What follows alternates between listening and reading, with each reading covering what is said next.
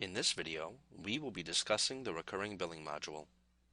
Once logging in to the virtual terminal, you will see the recurring billing module as the second folder if this feature is enabled on the gateway account.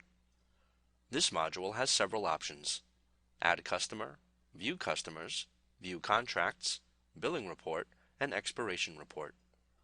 Let us begin with the Add Customer option. As you can see, this option has fields devoted to defining the customer you will be setting up under recurring billing.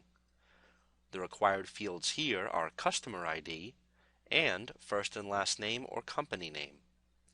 The one field which is filled out already and controls whether or not this customer can be set up for recurring billing is the status field. This field defaults to active, though it is possible to set up customers who are inactive either at customer creation or in the future by going through the View Customers option.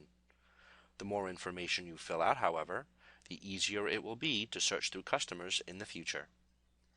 Once this page has been filled out as needed, clicking Add Customer will add this customer to the system and bring up the View Customer page with the newly added customer information already pulled up. On the next screen, there are options to add a payment method, credit card or ACH, and to add a contract. Let's discuss the payment info option in more depth. Clicking Add Credit Card or ACH will open a new screen that will walk you through the process of creating a payment item. First, select which kind of payment option that will be used. If ACH is selected, you will see fields specific to an ACH or check transaction.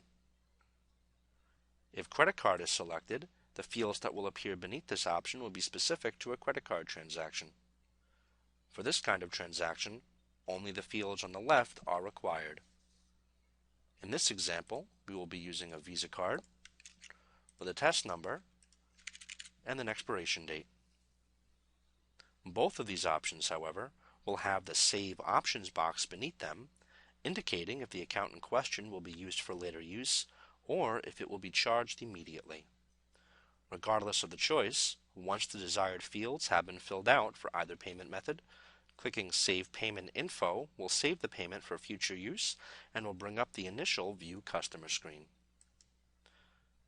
Here, another payment method can be added if desired, or a contract can be added now that the payment method has been added to this customer. Let us click on the Add Contract link now and set up a contract. Setting up a contract requires information specific to how the contract is to be executed, as well as what should happen after the contract runs, regardless if the transaction is approved or declined. First, a contract ID is required, as well as the subtotal and a start date. Keep in mind that if the start date is set for today, the next payment on this contract will not be done today, but on the next billing cycle. Again, you can see that the status field has already been set to active, but can be set to inactive at any point. Next, the account that should be billed should be selected, along with when the contract should be executed. Clicking the drop-down on either field will show the available options. Beneath the period for contract execution is a drop-down for the number of times the system should reattempt to bill the account listed above. Reattempting to charge the account attached to the contract can happen once per day. The remainder of the page has to do with email communication. The options available have to do with if an email is sent to the email address on the gateway account if the transaction is approved, declined, and if a receipt is sent to the customer, if an email address is present for that customer, and under what conditions an email should be sent. Once this page is completed, click Add Contract. Once clicking Add Contract, the View Customer screen will once again appear and have the current customer already pulled up. As you can see, adding a customer to the recurring billing module will not only add just a customer, but also step through adding a payment type as well as setting up the contract.